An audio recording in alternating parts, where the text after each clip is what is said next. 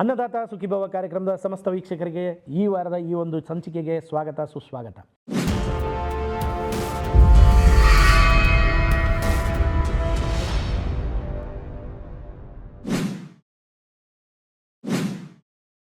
Investing in cinemas without cinema knowledge is injurious to you, your family and the audience too.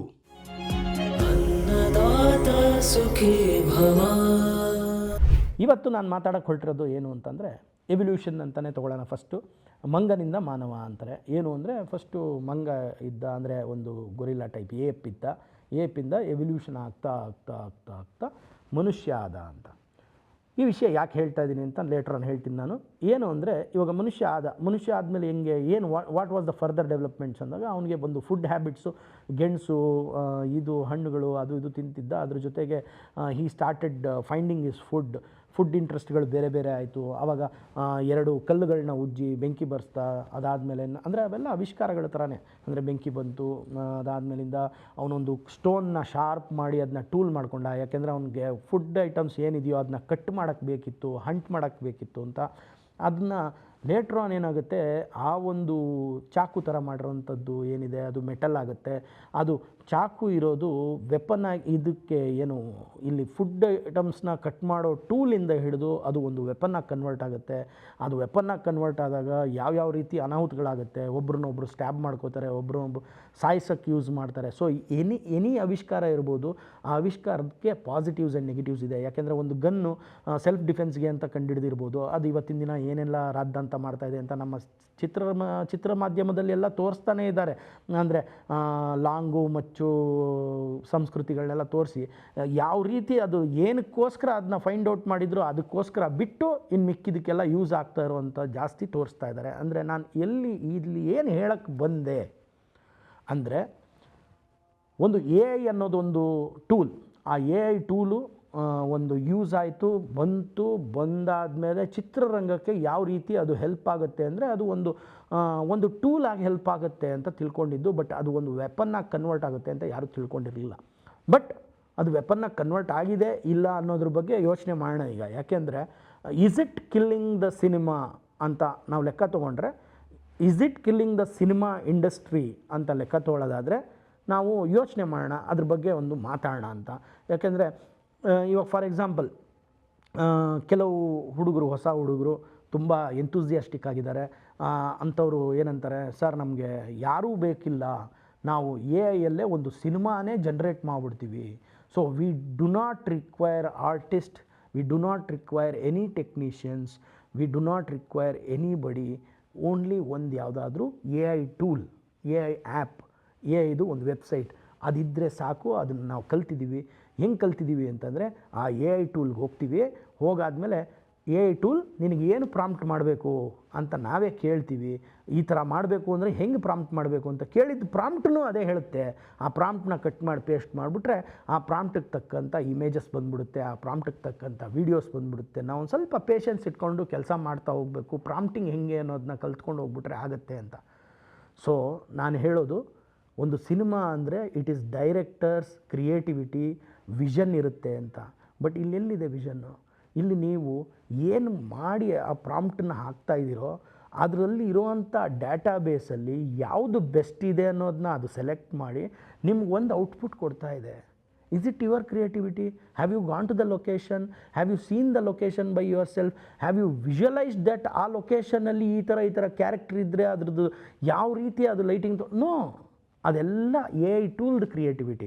ಆ AI ಟೂಲಿಗೆ ನೀವು prompt ಕೊಡ್ತಾ ಇದ್ದೀರಾ, ಅದು create ಮಾಡಿಬಿಟ್ಟು ಒಂದು ಇಮೇಜ್ನ ನಿಮ್ಗೆ ಕೊಡ್ತಾ ಇದೆ. ಅದರಲ್ಲಿ ನಿಮ್ಗೆ ಯಾವುದು ಬೆಸ್ಟ್ ಅನಿಸುತ್ತೋ ಅದನ್ನು ನೀವು ಇಟ್ಕೊತಾ ಇದ್ದೀರಾ.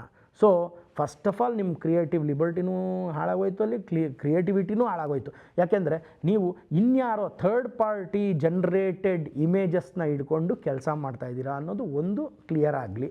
ಅದಾದಮೇಲೆ ಸರ್ ನಮ್ಗೆ ಯಾವುದೂ ಟೆಕ್ನಿಷಿಯನ್ಸ್ ಬೇಡ ಅಂದರೆ, ಸಿನಿಮಾಟೋಗ್ರಾಫರ್ ಬೇಡ, ನಮ್ಗೆ ಎಡಿಟ್ರು ಬೇಡ, ನಮಗೆ ಯಾರೂ ಬೇಡ ಸರ್, ಲೈಟಿಂಗ್ ಅವ್ರು ಬೇಡ, ಕ್ಯಾಮ್ರಾ ಬೇಡ, ನಮ್ಗೆ ಯಾರೂ ಬೇಡ, ಸಿನಿಮಾದವ್ರು ಯಾರೂ ಬೇಡ ಸರ್ ನಮಗೆ ಅಂದಮೇಲೆ ಅದಕ್ಕೆ ಹೆಸರು ಸಿನಿಮಾ ಅಂತ ಯಾಕೆ ಇಡ್ತೀರಾ ಅನ್ನೋದು ನನ್ನದೊಂದು ಡೌಟ್. ಯಾಕೆಂದರೆ ಯಾರು ಬೇಕು ಹಾಗಾದರೆ ಅಂದರೆ, ನಮ್ಮ ಅನ್ನದಾತರಾದಂಥ ಪ್ರೊಡ್ಯೂಸರ್ ಬೇಕು. ಯಾಕೆ ಅಂದರೆ ಸಾಫ್ಟ್ವೇರ್ ತೊಗೊಳಕ್ಕಾಗಿರ್ಬೋದು, ಅಥವಾ ಅದಕ್ಕೆ ಫಂಡಿಂಗ್ ನಾವು ಕೆಲಸ ಮಾಡ್ತಾ ಇರೋದಕ್ಕೆ ಫಂಡಿಂಗ್ ಮಾಡೋಕ್ಕಾಗಿರ್ಬೋದು, ಅದಕ್ಕೆ ಒಬ್ಬ ಪ್ರೊಡ್ಯೂಸರ್ ಮಾತ್ರ ಬೇಕು ಸರ್ ಅಂತ ಹೇಳೋರಿದ್ದಾರೆ. ಅಥವಾ ನಾವೇನು ಬೇಕಾಗಿಲ್ಲ ಸರ್, ಪ್ರೊಡ್ಯೂಸರು ಬೇಕಾಗಿಲ್ಲ, ನಾವೇ ಸೆಲ್ಫ್ ಪ್ರೊಡ್ಯೂಸ್ ಮಾಡಿಕೊಂಡೇ ತೊಗೊಂಡ್ಬಿಡ್ತೀವಿ ಅನ್ನೋರು ಇದ್ದಾರೆ. ಸರಿ, ಓಕೆ, ವೆಲ್ ಆ್ಯಂಡ್ ಗುಡ್, ಹೆಂಗಾದರೂ ಆಗಲಿ. ಯಾರೋ ಒಬ್ಬರು ಫಂಡ್ ಮಾಡ್ತಾರೆ, ಏನೋ ಒಂದು ಮಾಡ್ತಾರೆ, ಮಾಡಾದಮೇಲೆ ಎಂಟೈರ್ ಥಿಂಗ್ ಹ್ಯೂಮನ್ ಟಚ್ಚಿಂದ ಆಚೆ ಹೋಗ್ತಾ ಇದೆ. ಇಲ್ಲಿ ಹ್ಯೂಮನ್ ಟಚ್ಚೇ ಇಲ್ಲ. ಎಮೋಷನ್ಸ್ಗೆ ಇಲ್ಲಿ ಎಮೋಷ್ನಲ್ ವ್ಯಾಲ್ಯೂಸ್ನು ಪ್ರಾಂಪ್ಟಲ್ಲೇ ಹಾಕ್ಬಿಟ್ಟು ತರ್ತೀವಿ ಅಂತೀರಾ. ಬಟ್ ಇದುವರೆ ತನಕ ಬೆರಳೆಣಿಕೆಯಷ್ಟೇ AI ಸಿನಿಮಾಗಳು ಬಂದಿರೋದು. ಅದರಲ್ಲಿ ಎಷ್ಟು ಎಮೋಷ್ನಲ್ ಕೋಶೆಂಟ್ ವರ್ಕ್ ಆಗಿದೆ, ಎಷ್ಟು ಫೇಶಿಯಲ್ ಎಕ್ಸ್ಪ್ರೆಷನ್ಸ್ ವರ್ಕ್ ಆಗಿದೆ ಅನ್ನೋದು ಜನರಿಗೆ ಗೊತ್ತು. ಅದ್ರ ಬಗ್ಗೆ ಸಮರ್ಥನೆ ಮಾಡ್ಕೊಳ್ಳೋರು ಇಲ್ಲ ಆಗುತ್ತೆ, ಮಾಡ್ತೀವಿ, ಮಾಡ್ತಾ ಇದ್ದಾರೆ, ನಮ್ಗೆ ಇಷ್ಟ ಆಯಿತು ಅಂತಲೇ ಹೇಳ್ಬೋದು. ಬಟ್ ನನಗೆ ಯಾಕೋ ಹ್ಯೂಮನ್ ಟಚ್ಚಿಂದ ದೂರ ಇದೆ ಅಂತ ನನ್ನ ಅನಿಸಿಕೆ. ನಿಮ್ಮ ಅನಿಸಿಕೆ ಏನಿದೆಯೋ ಅದು ನಿಮಗೆ ಬಿಟ್ಟಿದ್ದು.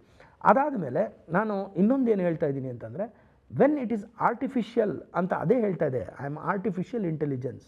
ಅದು ಕಂಡಿಡಿದವರೇ ಮನುಷ್ಯನೇ ಕಂಡಿಡ್ದ, ಆರ್ಟಿಫಿಷಿಯಲ್ ಇಂಟೆಲಿಜೆನ್ಸ್ ಅಂತ ಕಂಡಿಡ್ದ. ಇವತ್ತು ಅದರ ಒಂದು ಕಪಿಮುಷ್ಟಿಯಲ್ಲಿ ನಾವಿರೋ ಥರ ಆಗಿದೆ. ಹೇಗಾಗಿದೆ ಅಂದರೆ, ಈ ಧೂಮಪಾನ ಮತ್ತು ಮದ್ಯಪಾನ ಹೇಗೆ ಫಸ್ಟು ಮನುಷ್ಯ ಕಂಡಿಡ್ದ, ಅದಾದಮೇಲೆ ಅದನ್ನ ಯೂಸ್ ಮಾಡೋಕ್ಕೆ ಸ್ಟಾರ್ಟ್ ಮಾಡ್ದ, ಆಮೇಲೆ ಅಡಿಕ್ಟ್ ಆದ, ಆ ಥರನೇ ಆರ್ಟಿಫಿಷಿಯಲ್ ಇಂಟೆಲಿಜೆನ್ಸು ಕಂಡುಹಿಡಿದ್ಬಿಟ್ಟು ಇವತ್ತಿನ ದಿನ ಏನಾಗಿದೆ ಅಂದರೆ ಅದಕ್ಕೆ ಅಡಿಕ್ಟ್ ಆಗಿಬಿಟ್ಟಿದ್ದಾರೆ ಹುಡುಗರು. ಏನು ಅಂದರೆ ಅದರಲ್ಲೇ ಸಿನಿಮಾ ತೆಗೆದುಬಿಡ್ಬೋದು, ಅದರಲ್ಲೇ ಎಲ್ಲ ಮಾಡಿಬಿಡ್ಬೋದು, ಅದರಲ್ಲೇ ನಾವು ಎಮೋಷನ್ಸ್ ಕ್ರಿಯೇಟ್ ಮಾಡ್ಬೋದು. ನನಗೆ ಯಾಕೋ ಸತ್ಯಕ್ಕೆ ದೂರವಾದ ಮಾತು ಅನಿಸ್ತದೆ ಈ ಕ್ಷಣದಲ್ಲಿ. ಯಾಕೆಂದರೆ ಟೆಕ್ನಾಲಜಿ ಇನ್ನೂ ಇಂಪ್ರೂವ್ ಆಗ್ಬೋದು, ಅದು ಕಂಪ್ಲೀಟ್ ಕ್ಲೋನೇ ಮಾಡಿಬಿಡ್ಬೋದು. ಕ್ಲೋನ್ ಮಾಡಿಬಿಟ್ಟು ಆ ಕ್ಯಾರೆಕ್ಟ್ರನ್ನ ಒರಿಜಿನಲ್ ಆಗೇ ತಂದುಬಿಡ್ಬೋದು, ಹ್ಯೂಮನ್ ಎಮೋಷನ್ಸ್ನು ತಂದುಬಿಡ್ಬೋದು ಅಂತಲೇ ಇಟ್ಕೊಳ್ಳೋಣ.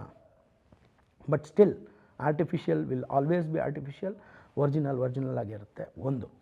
ಆಮೇಲೆ ಅದನ್ನು ತೊಗೊಂಬಂದಾಗ ಅದ್ರ ಯೂಸಸ್ ಹೆಂಗೆ ಅಂತಂದರೆ, VFXನ ಅದು ಓವರ್ಟೇಕ್ ಮಾಡುತ್ತೆ. ಯಾಕೆಂದರೆ VFXಗೆ ಕಾಸು ಕೊಡಬೇಕು, ಅಥವಾ ಸ್ಪಾಟಲ್ಲಿ ಎಕ್ಸ್ಪ್ಲೋಷನ್ಸ್ ಮಾಡಬೇಕು ಅಂದರೆ ಅದಕ್ಕೆ ಖರ್ಚಾಗುವಂಥ ಕಾಸು ಸುಮಾರು ಇದೆ. ಮ್ಯೂಸಿಕ್ ಡೈರೆಕ್ಟ್ರಿಗೆ ಕೊಡೋವಂಥ ಕಾಸು, ಎಡಿಟ್ರಿಗೆ ಕೊಡೋವಂಥ ಕಾಸು. ಸೊ ಲಾಟ್ ಆಫ್ ಮನಿ ಇನ್ವಾಲ್ವ್ಮೆಂಟ್ನ ಕಮ್ಮಿ ಮಾಡ್ಕೊಂಡು ಹೋಗಿ ಈ ಥರ ಒಂದು ಔಟ್ಪುಟ್ ಕೊಡ್ತೀವಿ ಅಂತ. ಆದರೆ ನಾನು ಹೇಳೋದು ಅದು ಬರೀ ಅಷ್ಟಕ್ಕೆ ಸೀಮಿತವಾಗಿಲ್ಲ. ನಾವು ಏನು ಲೆಕ್ಕ ತೊಗೋಬೇಕು ಅಂದರೆ ಬಿಸ್ನೆಸ್ ಏನು ಅಂತ ನೋಡಬೇಕು. ಆ್ಯಸ್ ಆಫ್ ಡೇಟ್, ಇವತ್ತಿನ ಡೇಟ್ ನಾವು ಲೆಕ್ಕ ತೊಗೊಂಡ್ರೆ, ನಾನು ಹಿಂದಿನ ಸಂಚಿಕೆಗಳಲ್ಲಿ ಹೇಳಿದೆ ಏನು ಅಂದರೆ, ಭಾರತ ಸರ್ಕಾರ ಒಂದು ನಿಯಮನ ತರ್ತಾ ಇದೆ, ಅದರಲ್ಲಿ ಒಂದು ಸ್ಟಡಿ ಗ್ರೂಪ್ನ ಸೆಟಪ್ ಮಾಡಿದೆ. ಅವ್ರು ಏನು ಹೇಳಿದ್ದಾರೆ ಅಂತಂದರೆ, AI ಆಗಿರ್ಬೋದು ಅಥವಾ ವರ್ಚುವಲ್ ಪ್ರೊಡಕ್ಷನ್ ಟೂಲ್ಗಳನ್ನ ಯಾವ ರೀತಿ ಇಂಡಿಯನ್ ಫಿಲ್ಮ್ ಮೇಕರ್ಸ್ ಯೂಸ್ ಮಾಡ್ಬೋದು ಅನ್ನೋದ್ರ ಬಗ್ಗೆ ಇನ್ನೂ ಚರ್ಚೆ ನಡೀತಾ ಇದೆ, ಸ್ಟಡಿ ನಡೀತಾ ಇದೆ. ಅದಾದ ಮೇಲೆ ಅದ್ರದ್ದು ಔಟ್ಕಮ್ ಏನಿದೆ ಅಂತ ಮಾಡಿ, ಅದಾದಮೇಲೆ ಅದಕ್ಕೊಂದು ರೂಲ್ಸ್ ಆ್ಯಂಡ್ ರೆಗ್ಯುಲೇಷನ್ಸ್ ಸೆಟ್ ಮಾಡಿ ಬಿಡ್ತಾರೆ. ಅಲ್ಲಿ ತನಕ ಅದಕ್ಕೆ ಯಾವುದೇ ರೂಲ್ಸ್ ಆ್ಯಂಡ್ ರೆಗ್ಯುಲೇಷನ್ಸ್ ಇಲ್ಲ. ಅದನ್ನ ಏನಕ್ಕೆ ಹೇಳ್ತಾ ಇದ್ದೀನಿ ಇವತ್ತು ಅಂತಂದರೆ, ಇವಾಗ AI ಜನ್ರೇಟ್ ಮಾಡಿದಂಥ ಒಂದು ಸಿನಿಮಾ ಆದರೆ ಕರ್ನಾಟಕ ರಾಜ್ಯ ಸರ್ಕಾರ, ನಾವು ಕರ್ನಾಟಕದ ಬಗ್ಗೆ ಕನ್ನಡ ಸಿನಿಮಾ ಬಗ್ಗೆ ಮಾತಾಡ್ತಾ ಇದ್ವಿ. ಕರ್ನಾಟಕ ರಾಜ್ಯ ಸರ್ಕಾರ ಸಬ್ಸಿಡಿ ಅಂತ ಒಂದು ಕೊಡುತ್ತೆ. ಆ ಸಬ್ಸಿಡಿನ ಯಾಕೆ ಕೊಡಬೇಕು ಆರ್ಟಿಫಿಷಿಯಲ್ ಇಂಟೆಲಿಜೆನ್ಸಲ್ಲಿ ಮಾಡಿದಂಥ ಮೂವಿಗೆ ಅನ್ನೋ ಒಂದು ಕ್ವಶನ್ ರೈಸ್ ಆಗುತ್ತೆ.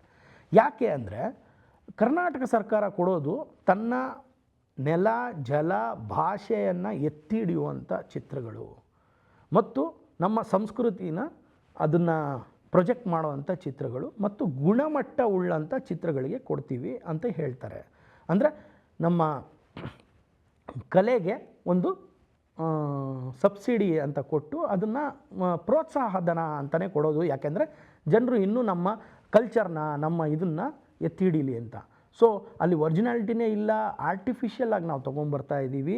ಸೊ ಇಲ್ಲಿ ಯಾವುದೇ ಮನುಷ್ಯರನ್ನ ಸಂಬಂಧ ಪಡೆದಲ್ಲೇ, ಯಾರದೇ ವಾಯ್ಸೂ ನಾವು ತೊಗೊಳ್ದಲ್ಲೇ, ಯಾವುದೇ ಆರ್ಟಿಸ್ಟ್ಗಳನ್ನ ನಾವು ತೊಗೊಳ್ದಲ್ಲೇ, ಏನೂ ಇಲ್ಲದೆ ಒಂದು ಕಂಪ್ಯೂಟರ್ ಜನ್ರೇಟೆಡ್ ವಿಜುವಲ್ಸ್ನ ಇಟ್ಕೊಂಡು ನಾವು ಕೆಲಸ ಮಾಡಿದ್ದೀವಿ ಅಂದಾಗ ಒರಿಜಿನಾಲಿಟಿ ಇಲ್ಲ ಅನ್ನೋ ಒಂದೇ ಒಂದು ಕಾರಣಕ್ಕೆ ಒಂದು. ಇನ್ನೊಂದು, no involvement of people from the ಆ ಕಲೆ ವಿಭಾಗದ ಜನರು ಅದರಲ್ಲಿ ಇನ್ವಾಲ್ವ್ಮೆಂಟ್ ಇಲ್ಲದೇ ಇರೋದರಿಂದ ಕೊಡಲ್ಲ ಅಂತ ಹೇಳೋದು ಸ್ಪಷ್ಟವಾಗಿದೆ ಒಂದು. ಎರಡನೇದು, ಸರ್ ನಮಗೆ ಸಬ್ಸಿಡಿ ಬೇಕಾಗಿಲ್ಲ ಸರ್, AI ಯೂಸ್ ಮಾಡಿಬಿಟ್ಟು ಸಿನಿಮಾ ಮಾಡ್ತಾಯಿದ್ದೀವಿ ಅಂದರೆ we will go for the audience sir, we will do not want subsidy ಅಂದರೆ ವೆಲ್ ಆ್ಯಂಡ್ ಗುಡ್. ಹೋಗಿ ಪ್ರಯತ್ನ ಮಾಡಿ ಸಿನಿಮಾ ತೆಗೀರಿ, ರಿಲೀಸ್ ಮಾಡಿ, ಥಿಯೇಟ್ರಿಕಲ್ಸಿಂದ ಮಾತ್ರ ಒಂದು ನಂಬಿಕೆ ಇಟ್ಕೊಳ್ಳಿ. ನಿಮ್ಮ ಸಿನಿಮಾ ಹಿಟ್ ಆಯಿತು ಅಂದರೆ ಥಿಯೇಟ್ರಿಕಲ್ಸಲ್ಲಿ ಏನು ದುಡ್ಡು ಬರುತ್ತೋ ಆ ದುಡ್ಡು ನಿಮಗೆ. ಅದು ಬಿಟ್ಟು ಬೇರೆ ಬಿಸ್ನೆಸ್ ಇದೆಯಾ ಅಂದರೆ ಇಲ್ಲೂ ಒಂದು ಡೌಟ್ ಸ್ಟಾರ್ಟ್ ಆಗುತ್ತೆ. ಏನು ಅಂದರೆ, who is the owner of the product ಅನ್ನೋದು. ಯಾಕೆಂದರೆ ನೀವು ಮ್ಯೂಸಿಕ್ ಡೈರೆಕ್ಟರ್ನ ಯೂಸೇ ಮಾಡಿಲ್ಲ. ಇಲ್ಲಿ ನೀವು ಯಾವುದೋ ಒಂದು AI ಟೂಲ್ ಸಾಫ್ಟ್ವೇರ್ ಯೂಸ್ ಮಾಡಿದ್ದೀರಾ, ಮ್ಯೂಸಿಕ್ನ ಅದರಿಂದ ಜನ್ರೇಟ್ ಮಾಡಿದ್ದೀರಾ. Who is going to be the owner, whether it is the producer, yes ಅಂತ ಅಂತೀರಾ ನೀವು. ಹೆಂಗೆ ಅಂದರೆ we have taken the licence from the particular AI tool, you have taken the licence only to create that, to do business, whether the tool has given you ownership ಅಂತ ನಾನು ಕೇಳ್ತಾ ಇರೋಂಥ question. When there is no ownership, ಯಾರು owner ಆಗ್ತಾರೆ? Producer ಹೆಂಗೆ owner ಆಗ್ತಾರೆ? Producer owner ಆದ್ರೂ ಅವ್ರ ಹತ್ರ ಲೈಸೆನ್ಸ್ ಇರುತ್ತೆ ಏನು ಅಂದರೆ ಇದಕ್ಕೆ ಅಂತ.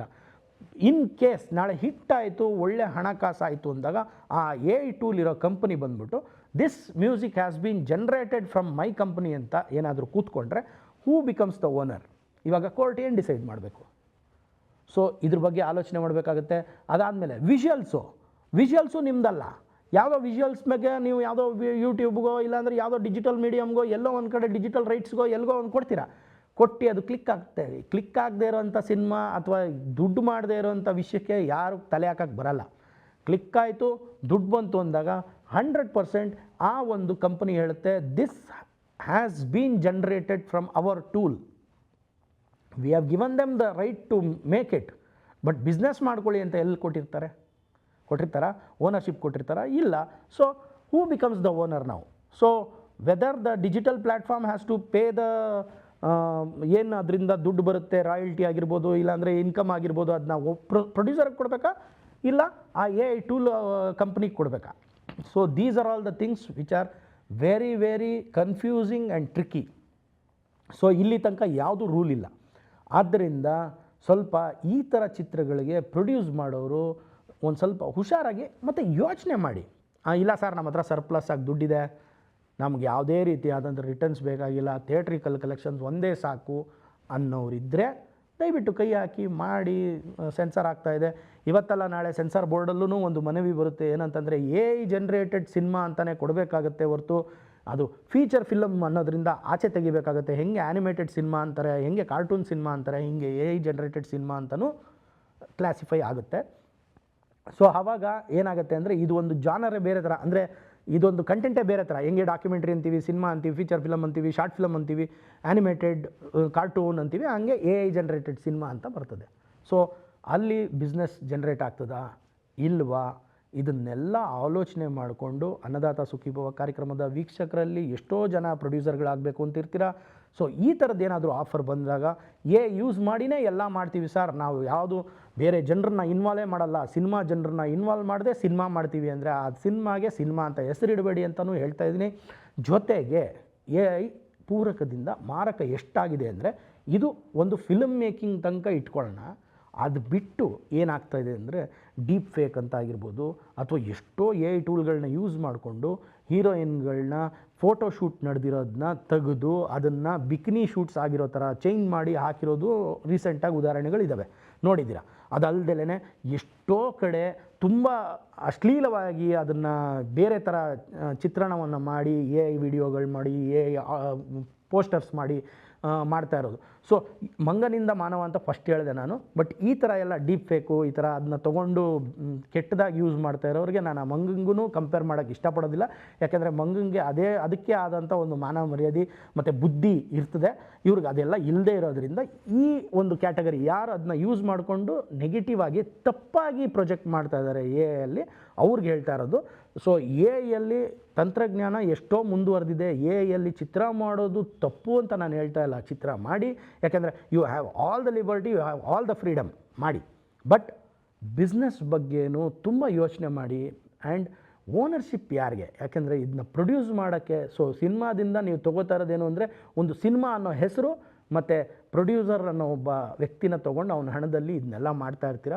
ಸೊ ಈ ಎರಡನ್ನೂ ಒಂದು ಸ್ವಲ್ಪ ಕಾಪಾಡ್ಕೋಬೇಕಾಗಿರೋವಂಥದ್ದು ನಮ್ಮ ಜವಾಬ್ದಾರಿ. ಅದಕ್ಕೋಸ್ಕರ ಈ ಒಂದು ಎಪಿಸೋಡ್ ಮಾಡಿದೆ, ಯಾಕೆಂದರೆ ಇವತ್ತು ತನಕ ನಮಗೆ ಯಾವುದೇ ಸೀದಾ ಸಾದಾ ರೂಲ್ಸ್ ಆ್ಯಂಡ್ ರೆಗ್ಯುಲೇಷನ್ಸ್ ಅಂತ ಬಂದಿಲ್ಲ. If you have taken a licence from the AI tool, you are the owner ಅನ್ನೋದು ಎಲ್ಲಾದರೂ ಪ್ರಕಟ ಆಗಿ ಅದು ಬಂದರೆ ಅದಾದ ಮೇಲಿಂದ ಜೊತೆಗೆ ಅದಕ್ಕೆ ಒಂದು ಡಿಜಿಟಲ್ ಪ್ಲ್ಯಾಟ್ಫಾರ್ಮಲ್ಲಿ ಬಿಸ್ನೆಸ್ ಇದೆ, ಅಥವಾ ನಮ್ಮ ಯಾವುದು ಸ್ಯಾಟಲೈಟ್ ಪ್ಲ್ಯಾಟ್ಫಾರ್ಮಲ್ಲಿ ಬಿಸ್ನೆಸ್ ಇದೆ, ಅಥವಾ ಥಿಯೇಟ್ರಿಕಲಲ್ಲಿ ಬೇರೆ ಥರನೇ ಬಿಸ್ನೆಸ್ ಇದೆ, ಅಥವಾ ಎಲ್ಲೋ ಒಂದು ಕಡೆ ಡಬ್ಬಿಂಗ್ ರೈಟ್ಸಲ್ಲಿ ಬಿಸ್ನೆಸ್ ಇದೆ ಅಂತ ಎಲ್ಲ ಗೊತ್ತಾದಮೇಲೆ ಕೈ ಹಾಕಿ ಅಂತ ಹೇಳ್ತಾ ಈ ಒಂದು ಸಂಚಿಕೆನ ಮುಗಿಸ್ತಿದ್ದೀನಿ. ಮುಂದಿನ ಸಂಚಿಕೆಯಲ್ಲಿ ಮತ್ತೊಂದು ವಿಷಯದ ಜೊತೆ ಅಥವಾ ಮತ್ತೊಂದು ಅತಿಥಿಯ ಜೊತೆ ಬರ್ತೀನಿ. ಅಲ್ಲಿ ತನಕ ಕೀಪ್ ವಾಚಿಂಗ್.